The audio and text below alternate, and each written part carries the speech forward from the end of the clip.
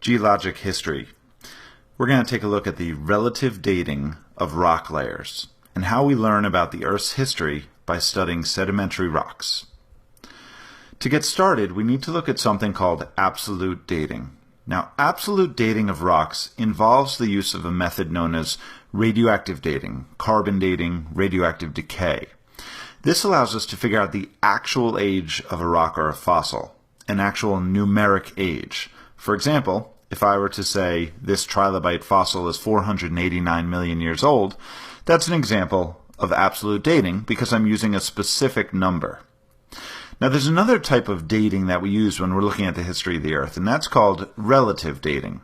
Now this would be figuring out simply which rock or fossil or geologic event came first, which one came second, third, etc., without using any specific quantitative values. For example, if I were to say the trilobite fossil is older than the dinosaur tooth fossil, that would be an example of relative dating, because I'm not using any numbers, I'm doing a comparison. Let me give you one more example of the difference between absolute and relative dating. Let's take a look at these two cars here. What if I were to make a statement like the red car cost $90,000 and the silver car cost $15,000? Now, because I'm using specific numbers, this is an example of using an absolute comparison. On the other hand, I could make a statement like the red car is more expensive than the silver car. Now, because I'm not using any specifics, I'm simply doing a comparison. This would be an example of a relative comparison. What about in terms of rock layers? Well, here I have some layers of sandstone out in the American Southwest. If I were to say something like this layer of rock is 225 million years old, that's an absolute dating statement because I have a number, I'm being specific. But if I were to say this layer of sandstone is older than this layer, that would be an example of relative dating. Now, of course, in the study of Earth's history, we're going to use both absolute dating through radioactive decay, and we're going to use relative dating through geologic sequencing. And that's what I want to focus on today. So let's get into this a little bit. And before we get too deep, though, we have to start with one underlying principle, an assumption, if you will. And it has a name. It's called the law of uniformitarianism. Yes, that's a 9-syllable word. Well, what this law essentially says is that all of the things that we observe happening on Earth today, including weather, storms, and wind, erosion and deposition by rivers and by glaciers, geologic events and tectonic events like earthquakes and volcanic eruptions and the motion of the plates, all of these processes that we see happening today, well, the law of uniformitarianism says that we can assume that they happened the same way in the past. And that's an important assumption because it allows us to look at rock layers from millions of years ago and have a good idea as to what actually happened to form those rock layers, because we're seeing the same types of things happening today. Now, one of the great tools we're going to use in studying the history of the Earth, is something called a road cut. And you see a road cut here. I'm sure you've seen it before. This is where rocks, mountains are cut away by dynamite so that highways and roads could be built. Now, what's great about a road cut is it allows us to see further and further back in time as you go deeper down. You can see different layers of rock which were deposited further and further in the past. And based on what the evidence is, you can get an idea of what the geologic history of the area was like. So we're going to be taking a look at a lot of these sorts of outcrops, escarpments, cliffs, and exposed bedrock to figure out what the history of the Earth has included. Generally, though, we're not going to look at actual photographs. We're going to look at cross-sections, geologic cross-sections, or diagrams like this one here. This is a diagram representing an outcrop of rock. And so we see a bunch of layers of sedimentary rock, and we see an igneous intrusion, and we see a fault, and some weathering, and all sorts of stuff. And so our job is going to be to analyze these sorts of diagrams. And the first thing we need to be able to do is to identify what each layer is made of. Fortunately, if we look at our copy of the New York State Earth Science Reference Tables, and we look at these sedimentary and metamorphic rock charts, we will see these symbols. They're called map symbols. Each of the sedimentary rocks has its own unique symbol that will be used in these geologic diagrams. Of course, the same is true for our metamorphic rocks. You'll notice slate, phyllite, gneiss, marble, etc. They all have their own unique symbols. And this is what we're looking at when we look at these cross-sections. So, for example, in this particular diagram, I know that this layer is made of sandstone, and this is limestone, some conglomerate here, and some shale, and some siltstone. And I can tell that by looking at the symbols used in the diagram. Now, ultimately, our goal is this. I want to be able to look at this picture and figure out what event happened first, second, third, fourth. Ultimately, how did this structure form? And by doing so, I'm getting some insight into the geologic history of this region. And so to start, we need to look at some underlying important rules that apply when studying the history of the Earth. So let's get started with rule number 1. And here's what this rule says. It says that sedimentary rocks tend to form, not always, but they tend to form when sediments are deposited in the bottom of a body of water, specifically the ocean. Let's take a look at a little animation here. What you'll see is a body of water, and you notice sand and silt and clay and pebbles, cobbles, and even boulders slowly are deposited on the bottom of the ocean. And then over many thousands and millions of years, these sediments are compressed by the weight of the water into layers of sedimentary rock, seen here. So let's keep in mind that when we see sedimentary rock layers, we know that at one point they were likely underwater. Rule number 2. If rocks are weathered and eroded, then they must have been, at least for a period of time, out of the water. And this is because weathering and erosion of rock layers mainly happens on the surface of the Earth, not underwater. Let's go back to that same animation again. Now we're underwater, sediments are deposited, compressed into sedimentary rocks, and then some event will happen. In this case, we'll see some folding, and that causes the layers to be what we call uplifted out of the water, where wind and rain and snow and ice can wear them away, and we see weathering and erosion taking place. So again, the layers themselves tend to form underwater. The weathering and erosion happens above the water. Let's keep that in mind. Rule number 3, and this one's pretty logical. When we look at layers of rock, we are allowed to make this assumption, and that is that the layers of rock towards the bottom of the sequence are going to be the oldest. And as you get closer to the top, they're going to get younger and younger. And this is called the law of superposition.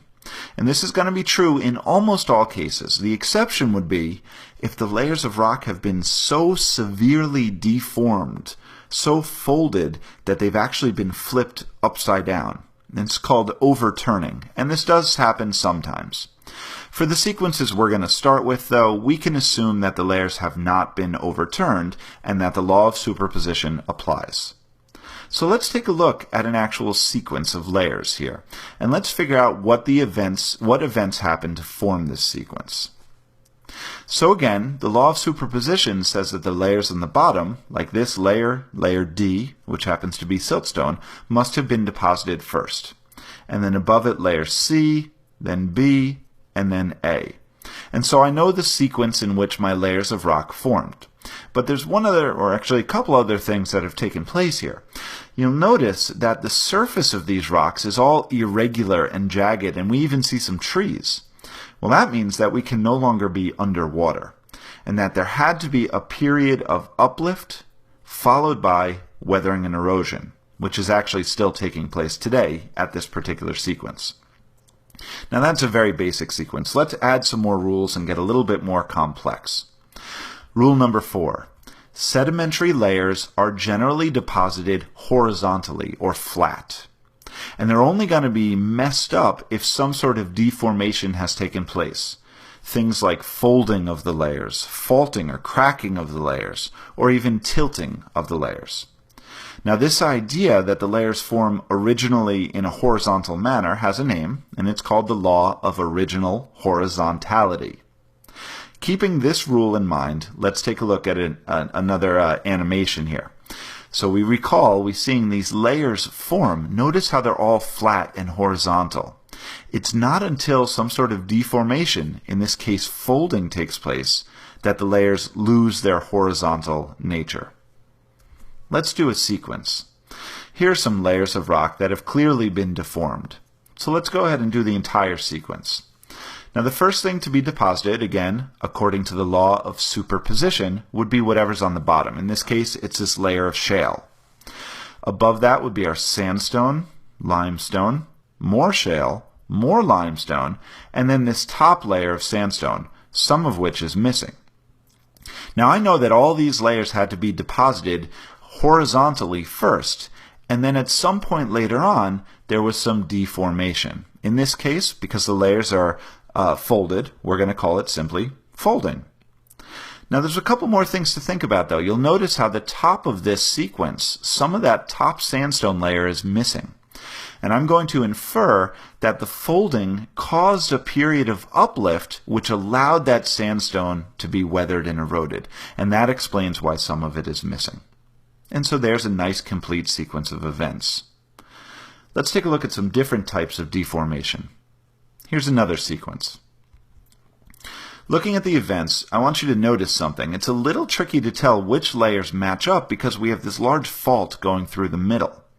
And so I have to stop and identify what layers on the left might match up with which layers on the right. So I'll notice, you see this layer of shale, and above it sandstone and limestone. I think it's safe to assume that that would be the same as this shale, above it sandstone, and above it limestone. Now that in mind, this means that this limestone over here is actually the oldest. I don't see it on the right-hand side because it's not in my particular view here, but I can safely infer that that was the first one there. And then, of course, followed by this shale, which is the same as this one, and then this sandstone, which is the same as this one, limestone, and then sandstone and sandstone. So we've accounted for all our layers. But what about the next process? And you will notice that these layers appear to have been tilted. And you'll notice I include step 6, tilting. All that means is that originally they were flat and horizontal, like this blue line, but something has taken place, likely associated with the movement of Earth's plates. That movement has caused tilting. Probably at the same time as the tilting, this crack formed, which is faulting. So I'm going to include tilting and faulting together. It's very difficult to tell which one came first, so I'll just include them as step number 6. And at the same time, if you look at the surface, it looks like there's been some weathering and erosion. So I can also infer that the tilting and the faulting of the layers caused a period of uplift, which allowed for weathering and erosion. And there's a complete sequence. But we have more rules to consider. For example, rule number 4 involves intrusions, and it says that an igneous intrusion will always be younger than the rock that it affects or the rock that it metamorphoses. So let's take a look at this sequence right here. Now what you notice is this area right here, and what this is an igneous intrusion. That means that at some point in history, magma, melted rock, molten hot rock, forced its way up through some of the layers and then solidified into solid igneous rock. Layer C is completely igneous. Along the way, though, that hot magma burned the layers that it passed through and caused what we call contact metamorphism. And we'll come back to that in just a minute. Let's try and figure out our sequence first. Law of superposition says layer E, the limestone, would be first, and then D, the shale, would be second. Being that the intrusion is right above the shale and it has affected the shale, I know that the intrusion probably came next. And with the intrusion, I have all of these whiskers, as I call them, which represents contact metamorphism. Once the intrusion solidified into solid igneous rock, we had additional deposition of layers B, sandstone, and A, conglomerate. I don't see any evidence of weathering and erosion, and so that right there is a complete sequence. But let's talk about this intrusion a little bit more. Remember, this is hot magma, and so when it touches any other layers, it's going to burn it or metamorphosize it. And so you see these little whiskers right here shown in purple. That is an area where the hot magma actually burned this limestone and shale that was already existing. And so one of the common questions we're going to ask ourselves is, well, what rock would form right in that purple zone? For example, where I put this X. And it's actually easy enough to figure out if I have my copy of the reference tables. So I know that just below point X, I used to have shale, and I know that by the symbol. But once we take our shale and we touch it with magma, when the shale comes into contact with magma, it's going to be burned or changed. And in this case, I'm looking for something that forms from the contact metamorphism. And my best argument in this case would probably be hornfels. And so I know that the rock found at location X would be the metamorphic rock hornfels. Now that's a little bit confusing, so let's look at another example. Here's another cross-section with yet another intrusion. And so let's do our sequence. First, I'm going to have the deposition of layer A, followed by B directly above it. And then in this case, I actually think layer D came next. And then the intrusion and metamorphism, followed by uplift and some weathering and erosion. Now let me explain why I think this is. Actually, before we explain why, let's take a look at another point here. Let's say we have point Y. What do I know the rock is at point Y? Well, if I again look at my reference tables, that used to be sandstone. But it was then touched by this hot magma, and the sandstone was metamorphosed. And when I take sandstone and I touch it with magma, it will metamorphosize into quartzite, seen on the metamorphic rock chart here. But as I said, let's talk about this a little bit more. How did I know that this layer, D, the shale, was there before the intrusion labeled C? Well, I do know that D is going to be the older layer, and the reason I know is because D was metamorphosed by the intrusion. Layer D was actually affected by this magma, and if layer D was burned by the magma, it had to be there first. Think about it logically. You cannot metamorphosize a rock if that rock doesn't exist yet. So D had to be deposited, and then sometime later on, intrusion C came along. You know what? Let's revisit that previous sequence that we did before. How was it that I knew that B came after C? I know that C is older, but how do I know? Well, in this case, layer B was not metamorphosized. You see, there are no whiskers in layer B. So had B been there, it would have been burned. It would have been metamorphosed. But because it wasn't, it had to come after the intrusion came in and solidified. So these little whiskers, as I call them, are very, very important in determining your sequence. If a layer was affected by intrusion, it was there first. If it wasn't, it must have come after. We have a couple more rules to look at. Rule number 5 involves faults. Now, faults are cracks that occur when you have major tectonic movements, specifically earthquakes.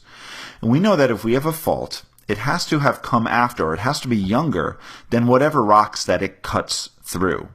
Let's look at this example again. Now, if we're doing a fault, you see it cutting through right there. That crack that I highlighted in red here, that is our fault in question.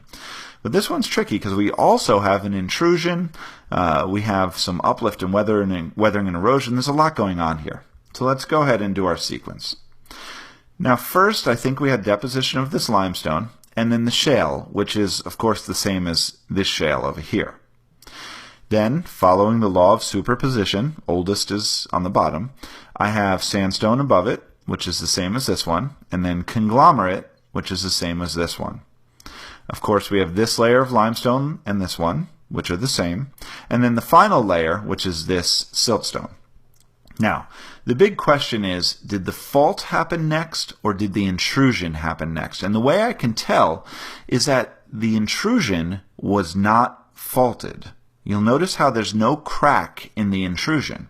Well, that means that the fault had to come first. So I have this fault right here coming next, followed by probably the uplift and weathering and erosion seen on the surface. Because remember, faulting is a kind of deformation. It probably caused the land to uplift. And then at some point later on, we had our intrusion and our contact metamorphism. That's a tricky one. There's a lot going on there. Let's look at a couple more rules. Here's number 6. We know that when we get uplift of layers and they're weathered and eroded and then they subside or sink back down and get buried, we're going to get the formation of something called an unconformity. unconformities are incredibly important in the study of geologic history because they represent a missing part of the story, a missing part of the rock record. In other words, a geologic mystery. It's kind of like if I took a book that you were reading and I ripped out 50 pages in the middle of the book. Well, you would know exactly what happened at the beginning of the story, and you'd know what happened at the end, but the middle would be a mystery. Now let me show you what an unconformity looks like and how it forms. We're going to go back to our animation, and we have horizontal layers forming underwater. And this is from deposition. And then they're going to be uplifted and deformed. And when they're uplifted out of the water, they get eroded and weathered. And so stuff is taken away. But then they sink back under the water and new layers form on top of that weathered surface. And so we have a problem here. And that is, I know what happened at the beginning and I know what happened at the middle, but the layers in the middle are gone. They were weathered away, and that's what an unconformity is. It's a missing piece of the puzzle. Now let me show you how this would work in a sequence. Here's a sequence. No faults, no intrusions, but we do have some other stuff happening here that's a little tricky. So again, let's follow the law of superposition. Layer G, the sandstone, was deposited, then the conglomerate, the shale, the limestone, which is not just here at point D, it's also the same as point H. That's the same layer. And then above that, the shale, layer C. Now, you'll notice those layers on the bottom are messed up. They've been deformed. And it appears to me that it was a period of folding. Likely, that folding caused the formation of this line right here. That is my unconformity. And so how did we get that? Well, when folding happens, it often causes uplift. And we know that when layers are lifted up out of the water, they can be weathered and eroded. That's what gives us this kind of missing part of my folds here, this top part that's been chopped off. Now, at the moment, it's not an unconformity. Something else has to happen, and that is those bottom layers have to subside. We have to have subsidence, and they have to sink back underwater so that layer B, the limestone, can form on top. Above B was A, the shale, and then it looks like there was another period of uplift and weathering and erosion, and I can tell because of this yellow weathered surface on top. So I have uplift and weathering and erosion. But because this top layer is not buried, there was no subsidence. And that means the yellow is not an unconformity. In order to be an unconformity, it needs to be a buried, eroded surface. So, if I see an unconformity in my sequence, I know that I had to have a period of uplift, weathering and erosion, and subsidence. Those three steps together are what creates the unconformity. So you see here in red, this layer right here, this not even a layer, this boundary is an unconformity. And it's important because we know exactly what happened down here, right? I see the layers, I see the folding, I know exactly what happened. I also know what happened up here. I see the layers, I see the weathering, I know the story. But if I'm a geologist and I see this red boundary, that is a mystery. The unconformity represents a period of time where we don't know what was going on. We don't know any of the details of the geologic history. And this is one of the biggest mysteries in geologic history and studying the history of the Earth. Let's do one more rule, and this is called the law of inclusions. And what it states is that any inclusions, and that would be little chunks of another rock layer, if they're included in that rock layer, then they must have been around first. Inclusions must be older than the layer they're in. And again, this is called the law of inclusions. And the best way to think of this law is to look at a rock like this sedimentary rock called conglomerate. Now, conglomerate is made of all sorts of sediments, big and small, including pebbles and maybe even cobbles and boulders. Well, what I know is that the pebbles that make up the conglomerate must have been around before the conglomerate itself was around. Think about it like baking a cake. You had to have the eggs and the flour before you had the cake itself. In this example, I had to have the pebbles before I had the conglomerate because they make up the conglomerate. Now, before we finish, let's take a look at one last tricky sequence here, and let's try and do a sequence of events together. This is a particularly tough one. But if we take it slow and follow our rules, it shouldn't be too bad.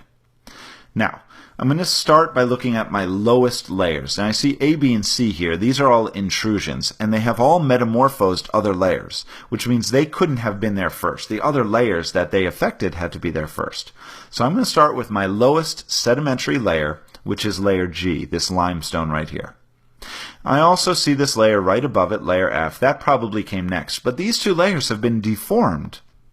There has been tilting, and there's also been this faulting that has taken place here. Okay, now after the faulting, I think we got our first intrusion, intrusion A, along with some contact metamorphism. After A comes B with contact metamorphism, and then those layers, G, F, A, and B, were all uplifted and weathered and eroded, creating this unconformity, which we see right here. Now I know that it's an unconformity because it's got another layer on top, so we had to have some subsidence. Back underwater, layer D was deposited, sandstone. Above D, we dropped off E and then H. And so now I've accounted for all my layers. I need to think about what might be next.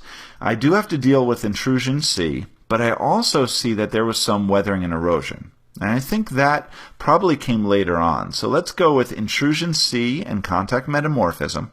And then the final thing was that all of this was uplifted out of the water where weathering and erosion took place. I know that that weathering and erosion was last because if you look at intrusion C, part of it has been eroded. That's a pretty tricky sequence. But again, if we follow our rules of relative dating, then it's not too hard to figure out. Hope this video was helpful.